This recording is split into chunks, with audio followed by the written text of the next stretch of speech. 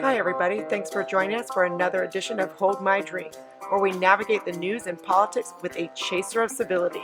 I'm your host, Jen, inviting you to grab your favorite beverage, sit back, and imagine with us how to create a new American identity together. So, welcome to this week's Hold My Drink podcast. Today, I have Ioannis Gatsiounis, also known as Johnny G, who is an international journalist. He also has his own awesome podcast called Breaklines, and he calls himself a radical centrist, which I love. And that's what we're going to talk about today is kind of the middle. But first question, Johnny, did you bring anything good to drink for this conversation? Rather boring this morning. I'm trying to pace myself for wait until Friday evening to crack open the harder stuff. Right now, it's just coffee and cream. Okay. All right. Well, and you are in California, so it's lunchtime for me. It's Friday. I did get a glass of wine. So I'm jealous. Yeah. Yep. Well, see, that's what happens when you move from Austin to to sunny San Diego. Right. What else are you guys going to do in Texas, given all you've been through, than drink at noon on a Friday? I mean, why not? Right. And the weather sucks. I mean, we're not freezing anymore, but it's kind of crappy outside. So it's like it's a pajama day. I already did my coffee, so it's wine. So, anyways, but okay, Johnny. So you and I have been friends for a while, and one of the things that I want to talk to you about is you call yourself a radical centrist, and I love that. I want to kind of steal it from you a little bit, actually. But It's trademarked. You can't. oh, damn it. Well, I'm truth in between, right? So I'm kind of a radical centrist too, just a different name.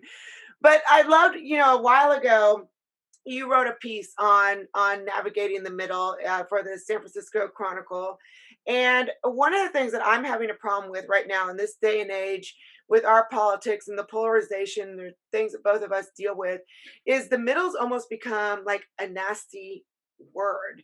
And so there's you always hear people throw out these quotes, and I don't have them down, but something like, if you don't stand for something, you stand for nothing.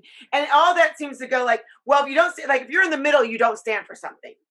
And I think that you and I see that very different. I mean, you and I see it similarly in that we do not agree that if you're in the middle, you don't stand for anything. But there's a lot of vitriol right now about, if you're in the middle, that's just because you don't have a stance, and you need to be pushed aside for someone coming in with a stronger voice. And I love what you wrote. So give me an idea what you're seeing in the world right now. What does it mean to be a radical centrist? I think it's frankly where the action is. People can try to malign the center, but if there's one lesson, one takeaway from the last few years, it's how much the polar extremes are doing to destroy this country. And the sooner we wake up to the fact, the sooner we can heal. Uh, Neither the far left nor the right is doing anything to solve the problems of this country. Yeah, They're destroying it. absolutely. And so, if we really want to get somewhere, we are going to gravitate to the center. Let me qualify what I mean by center. Please. It is not being milk toast. It's not being endlessly compromising. It is, you can be a principled centrist and take stances on issues, but it is about using reason. It's about using logic. It's about not reflexively responding to issues, falling for the easy temptation of identity politics, Hmm. which both the left and the right are doing. Hmm. And if we are to heal, emphasis on if, that's where we'll find ourselves. What do you think? Like, let's look at both the right and the left and the extremes and where we've been pulled apart. Let's start with the right. What do you think the right is doing to pull us more away from the center? They have rejected uncomfortable truths. Mm. Uh, they've gone even further in rejecting the basic tenets of democracy when the side you don't support wins, you grudgingly accept the fact. There is no acceptance. There has been a complete repudiation of democracy itself, an investment in uh, things that are just simply pleasant to their ears. Um, they have their own strain of identity politics, and we can get to the left strain later if you'd like. Um, Unfortunately, this is justifying what has become a very toxic force uh, in our political landscape, which is the illiberal left wing of the Democratic Party, i.e., wokeness. Hmm. Um, and that really needs to be addressed if we are to fix this country. We have to get back in touch with our democratic ideals. But the right is justifying wokeness and all the baggage that comes along with it.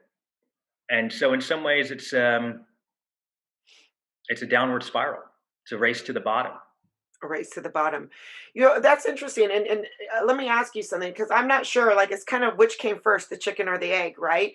I see the right reacting in some ways to wokeness. Do you think that wokeness is a reaction to the hard right, or the hard right is a reaction to wokeness? I know that's a Right. hard question, but I mean, I really do feel, from my vantage, it seems that we've always dealt with radical right wing people throughout our history, but it seems more visible now, and I feel like it is a reaction to some of the illiberal left. Would you agree, or do you think it went the other way, where the right came out harder and the left responded to the right?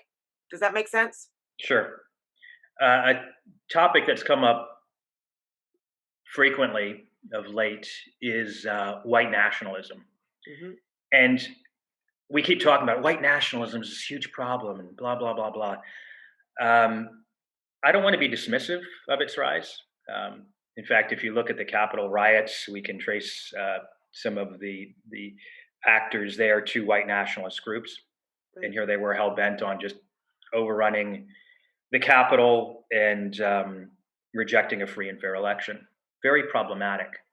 But what these articles don't address, and something the same people who are writing these articles insisted we do when it came to Islamic extremism, is looking at the root causes. Hmm. And if you take, if you address the illiberal wokeness that is taking over a lot of our key institutions, from the media to universities to classrooms, uh, then you, and the workplace rather, you you are going to address one of the root causes. I do think that white nationalism, it's always going to be there, but it wouldn't be the problem as is if not for wokeness. Yeah. It's really fueling the fire. Yeah, I feel like I've seen it become more extreme. I think a lot of the stuff that I've been working on is that the whole, like, kind of shame and blame has created a an anger that has just been magnified. So you might have had the white nationalism there already. I don't think we're, try as we might, there's always going to be some just crappy people. But I see that the shame and the blame that's coming out of the wokeness, particularly towards white men, has created a discomfort that has really taken on a life of its own. That concerns me. That said, yeah, I mean, what happened at the Capitol was so wrong on so many levels. I don't even know where to start with that. What do you think now that we are seem to be past? I mean, I worry that there will be the specter of Trump will continue to kind of pervade our national dialogue for some time to come. I mean, I think he still has, a strong enough support base that we're going to see these rises in various pocket nationalist movements around the country. Do you see us though moving in a new direction now that we're kind of over the Capitol riots?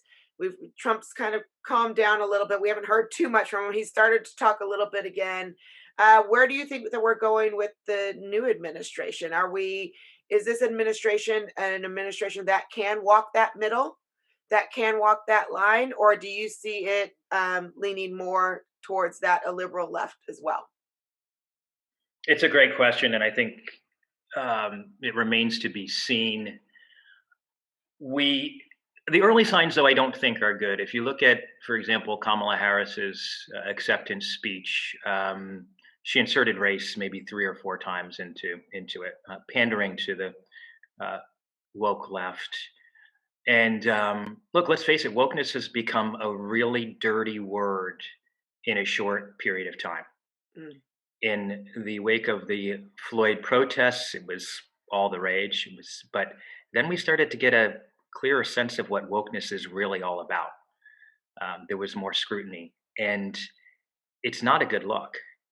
It is no longer equatable with justice. It is no longer equatable with liberalism. And so I think this administration has to be very careful.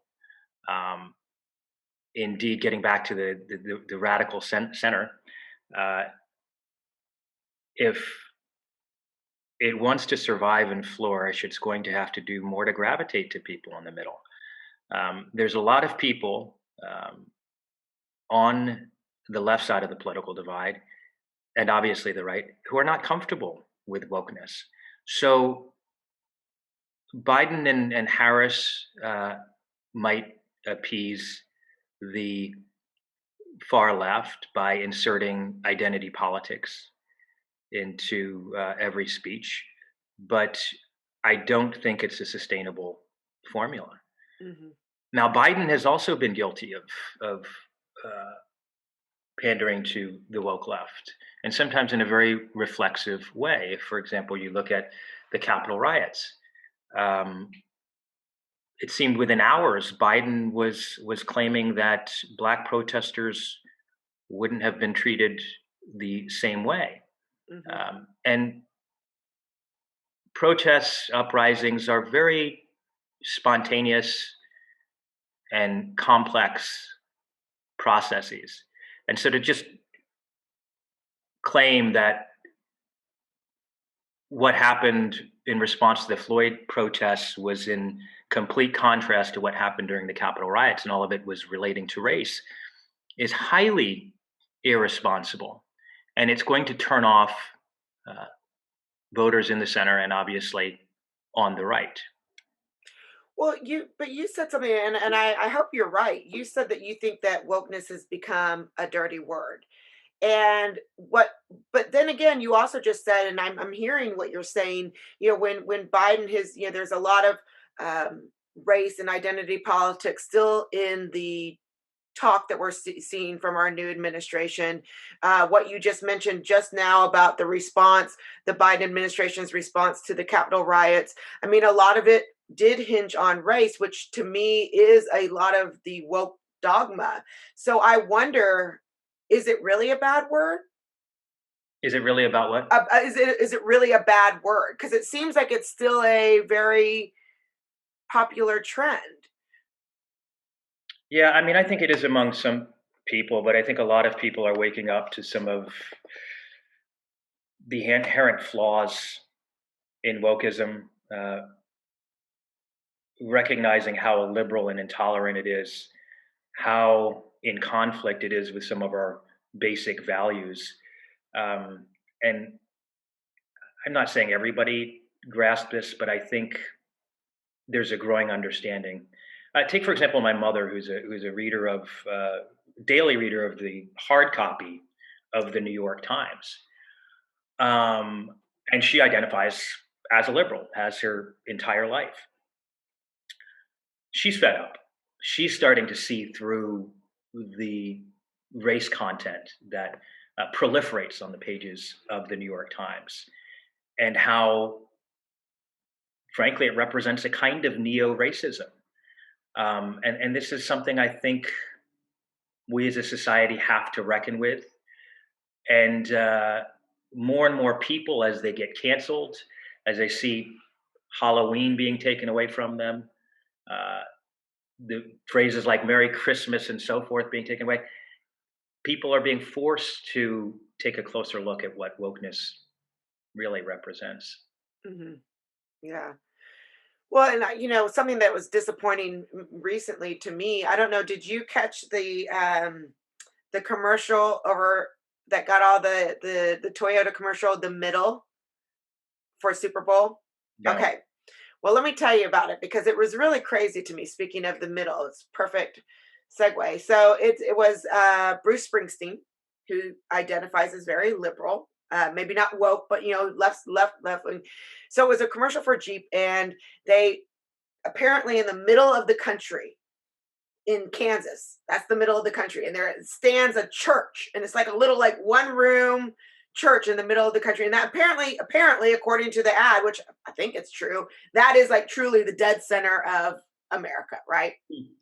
So the ad is Bruce Springsteen driving around in this Jeep, tough guy, and he's like, everyone's welcome to the middle. Well, it just so happened the middle though happened to be this church, in and just Kansas. yeah, in Kansas. And so, he's like, the ground we stand on is our common ground, which I really like that, where the ground we stand on is our common ground. I thought that was really like clever. But so I'm taking it just all at face value. I'm like, yay, yay! Someone is saying, let's get to this place where we can see each other as in our common humanity. But shortly thereafter, both sides exploded. So the right was very angry because it was like, hey, now that you're in power, stop telling us, meet us in the middle, right? Like, why didn't you like meet us in the middle when we were in power, right? It's like now, so like we don't want to go to the middle because now you're using your leverage to try to bring us there. But to be fair, there was no attempt during Trump's rule to meet anybody in the middle. Well, I would agree with that too. I would agree with that too. Um, but then the left got very angry though at this because it was a sign of Christian nationalism because this middle happened to be this church. Which again, if I took it at face value, unless there was something more there, and I haven't done the research, I mean, I really think that church really is in like literally like they chose the center of America, and it just so happens there's a church there. Well, and then Johnny, they also when you go inside the church, there is a picture of the United States, and it's like with a flag on it and a cross over it. So, I mean, I could see how some people were like, "Well, is this really the middle when we're identifying America as this Christian country when we're really so much more diverse than that?" So those were the two sides. So I thought it was Yeah. hilarious that this commercial that was talking about how we could meet in the middle basically tore people apart even even more. So both sides were like pissed off. There was no It middle. it leaves one pessimistic about whether we can find the middle. Hmm. I wrote this article that you mentioned in the San Francisco Chronicle. You invited me to come on this show, and reflecting on what's happened in the time since. A lot has. The center seemed like an easier place to find at that time, and that was only what, a year and a half Yeah, yeah. than it does today. And the if we want to defeat wokeness, obviously the right is going to have to revise its positions. Can't continue supporting Trump or a Trump-like figure. That's going to just justify the illiberalism from the far left. Um, but at some point, I think we might just get fatigued. Uh, so But we're there not may not be already?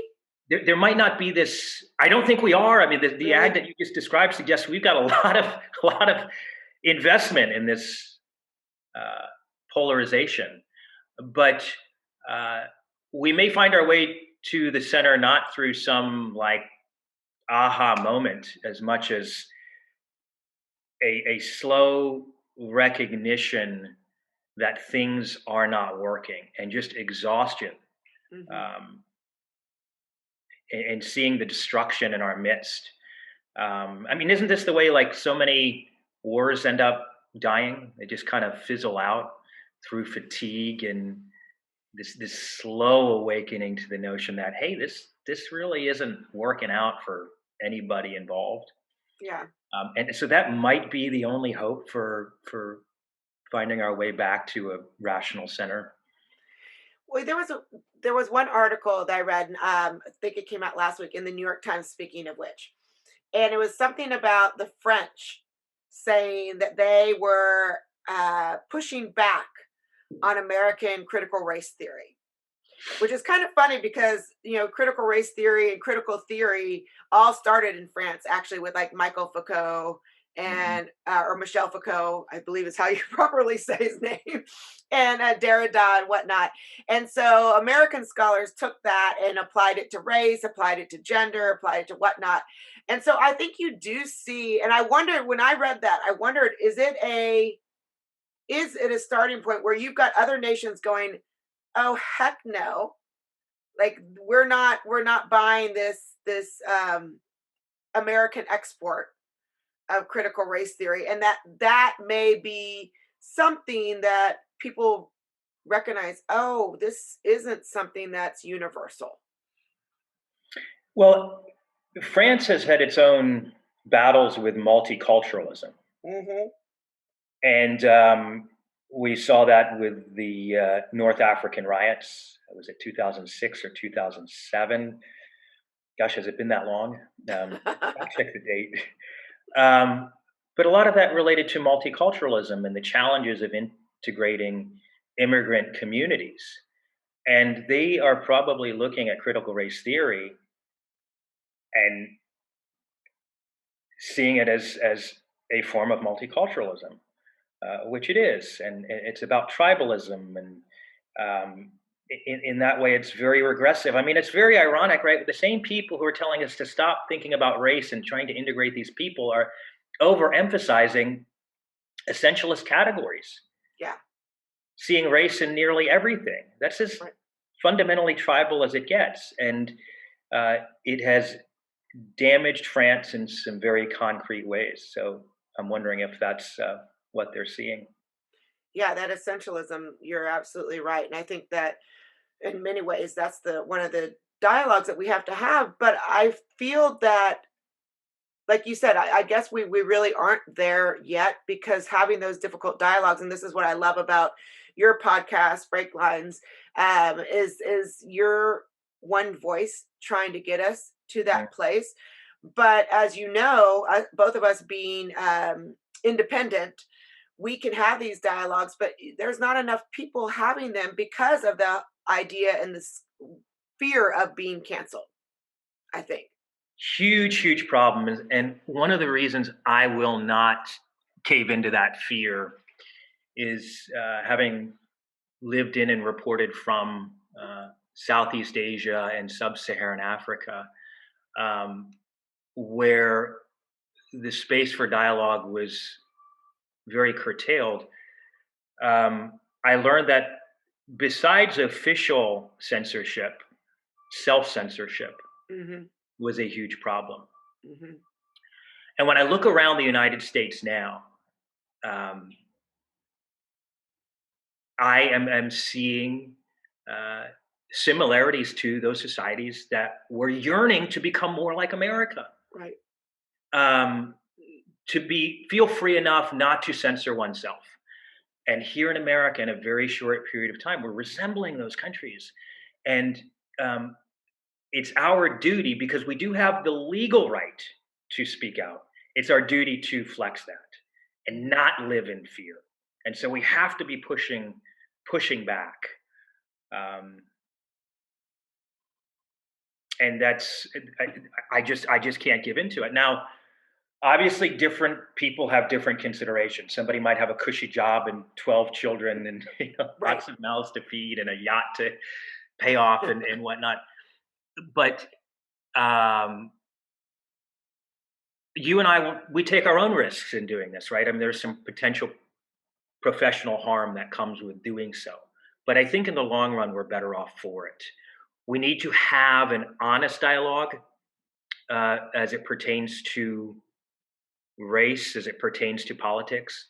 And we're often talking about, being civil. And, I get that, but I think civility is a little bit overrated in that we can be too civil to the point that we actually nurture mistrust, right? If you're Mm, too nice to another person, it's like, okay, mhm, is this sincere? mhm, And I think sometimes we have to be respectful, but we have to be frank as well. And we don't see this in the pages of our media. We don't see it in the classroom discussions and so forth. right. And it does tie into a form of self censorship. Mhm. And that in the long run, I don't think is going to solve anything.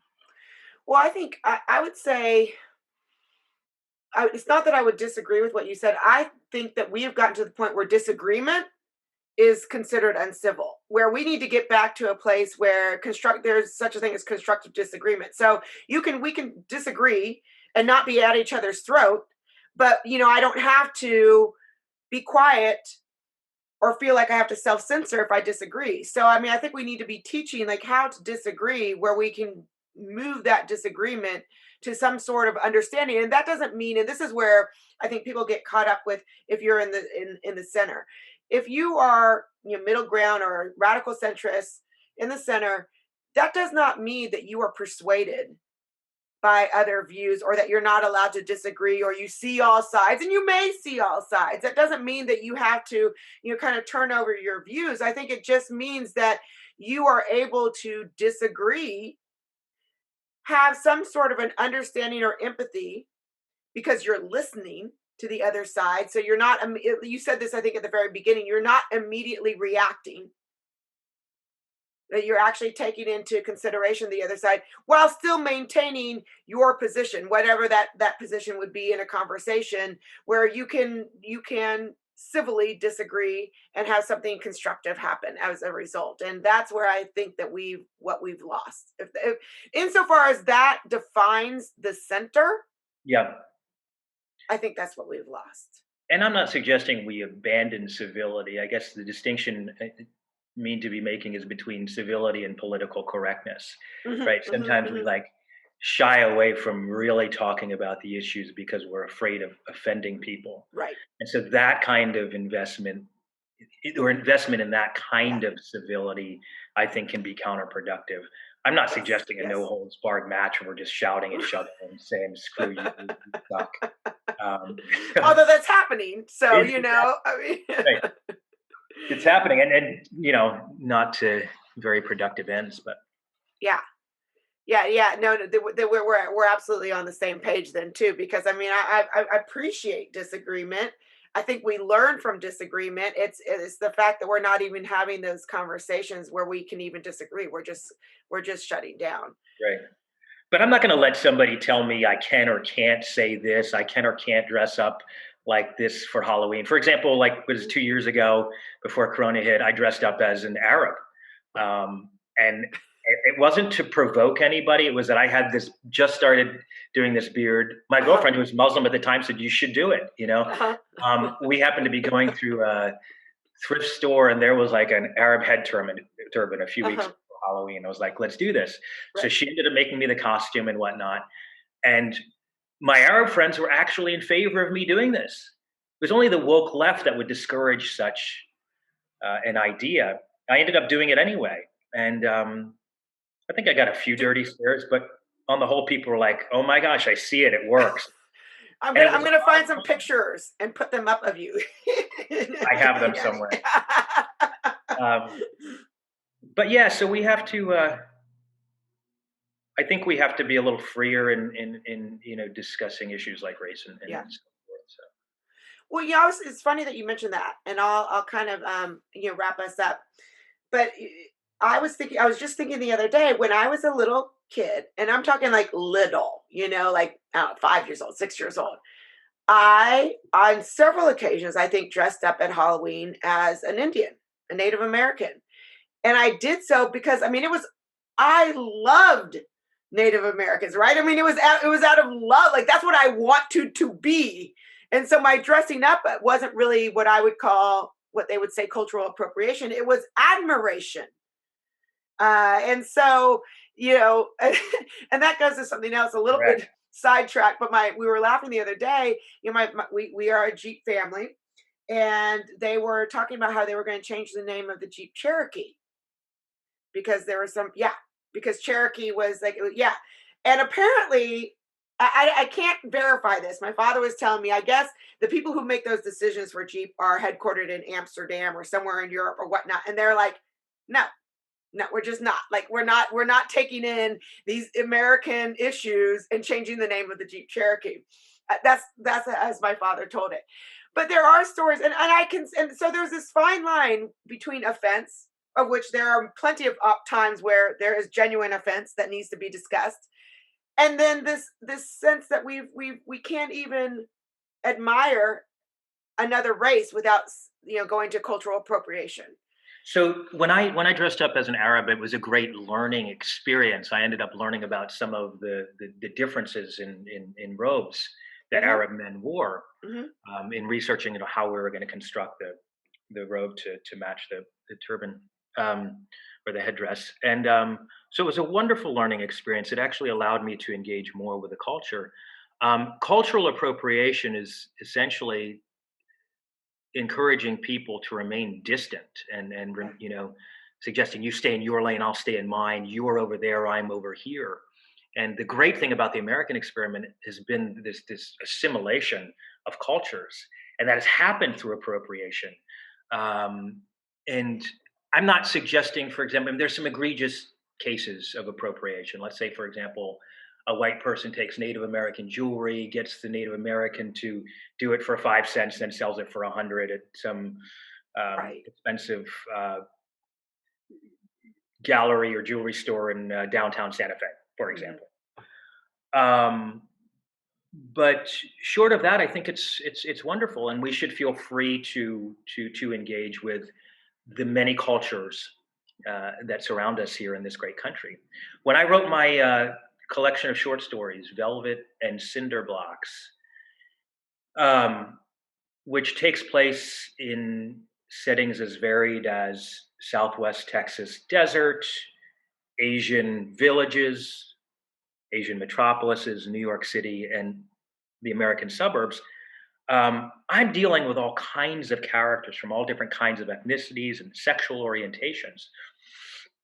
And uh, I would not dare to think about not doing this because the character I'm trying to develop belongs to some other culture. Hmm. That's not what creative people should be doing. They should be looking at a blank canvas and trying to give voice to these characters in an authentic way. But the idea that I would be restricted by, cancel culture, who deems it inappropriate for me to touch anything that's outside of my skin color or other essentialist identity marker, is something I won't subscribe to. No, And I think no. we as a country are going to become stunted creatively. Our Yes. output isn't going to be nearly as dynamic if we do so. Yeah, and I mean, I think that's what I've always loved about America is that experiment and that mixing. I mean, to me, that's like multiculturalism, that we can go and try these different things and try them on, and where they fit, wear them. As I mean, and I mean, like, literally and figuratively, as a part of our American identity, as a part of like a unified identity. But that's not where we're at right now. So It should be fun and exciting and creative. And look how Halloween has changed, right? We've gone from, oh, this is a fun day. Should I dress mhm, up as an Indian or somebody else to? And look, there are some bad examples, right? I mean, there is crossing a line sure. and whatnot. But simply dressing up like an Indian, if it's done in good faith, I don't think creates a problem. But we used to approach it like, wow, what should I dress? And now it's like we're all serious about it. Yeah, yeah. Okay, so the fundamental way we approach, whether it's dressing up for Halloween or putting together a creative work of literature or a screenplay, has gone from freedom to restriction. Has gone from something fun and playful to overly serious. Shoot, I might offend somebody if I dress up as X or write about X. Well, you just said something really interesting. I really, that's part of the problem, I think, with our discussion is this idea of good faith. We've lost trust excuse me, because of the extremes. So we've lost trust. The center has kind of lost, I feel, um, the ability to have a meaningful conversation because of that lack of trust. And we never assume good faith anymore.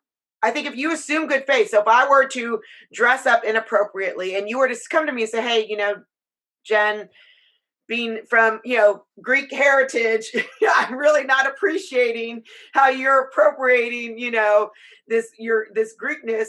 How That would be dare you one. open up a Euro shop? Yeah, Got right. Like your euros really, really suck, white girl. you know, but we've lost that sense of good faith. Whereas anything that we say, it's taken as offense, and so and that's what shuts down conversation, where we could start to find that middle again. great point. Where, yeah. Um. So okay, on that, I've got one final question for you. Tell me, for you personally, what does it mean to be a radical centrist? It means essentially being liberal in outlook, and by that I mean open-minded, willing to open oneself to good ideas regardless of where they come from, to not be overly invested in dogma, ideology, a tribal identity, um, an ability to just to think through and issues utilizing logic and reason. And that may leave you uh, supporting some ideas that typically are found on the left and some that are found on the right. And there's no harm done in that. No. Yeah. Yeah, there isn't any harm done in that. But again, I think with the tribal atmosphere that we're in, it's dangerous.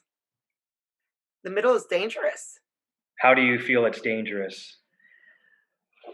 I think it's just. I think it's everything that we've been saying. If you are in the middle, you're without a tribe.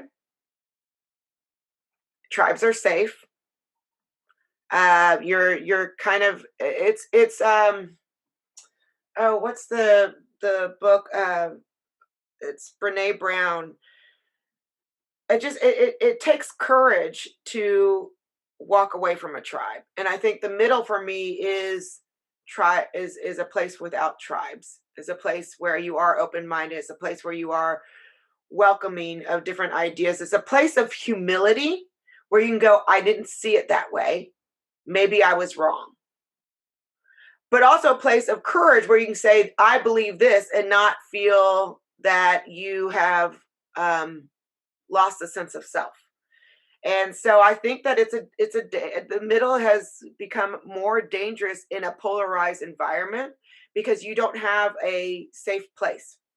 Mm. Well, and I would say in my own work, I mean, I get criticized by the left and the right, um, and being accused of being on the other side. What was one quote I saw? Someone described me, and this is somebody who was writing a very far right blog, described me as a communist lefty. um, and yeah, but I don't know that it involves so much courage, um, as much as just a simple willingness to uh, think independently Yeah. and take each issue on, um, one by one, as opposed to, I think a lot of people feel they they have to believe a certain way on a certain issue because the tribe insists that they do. And Mhm. there's like a fear that if I don't comply, I will be marginalized, Right. perhaps booted from the tribe. So, take, for example, the issue of climate change. Um, I think a lot of people on the right intuitively understand this is real. Hmm. In fact, a few more people, since what we saw happen in Texas, uh, might agree with Right. its realities. But they wouldn't advertise the fact. They wouldn't go to a Trump rally and mention it. They wouldn't go to church on Sunday and brag about it and ask their fellow conservatives to see that climate change is a real thing. And so, yeah, I do feel that there, and you, I guess, were alluding to this earlier, that there is a fear of going against the grain, rocking the boat for what it might do to their own social standing within the Yeah, tribe. within the tribe. Well, I'm glad that you are part of my tribe. our tribe of our Jen. tribe of individuals, one tribe of one. It was great speaking to you. Thank you. You too, Jen. Thanks for having me. Thank you for listening to this episode of Hold My Drink. Like or subscribe to the show and check out the show notes for links to source material and to our website where you can find what each of us is reading every week, different news with different views. If you have a topic that you would like us to explore, drop us a line. And join us next week as we say Hold My Drink and the conversation gets real.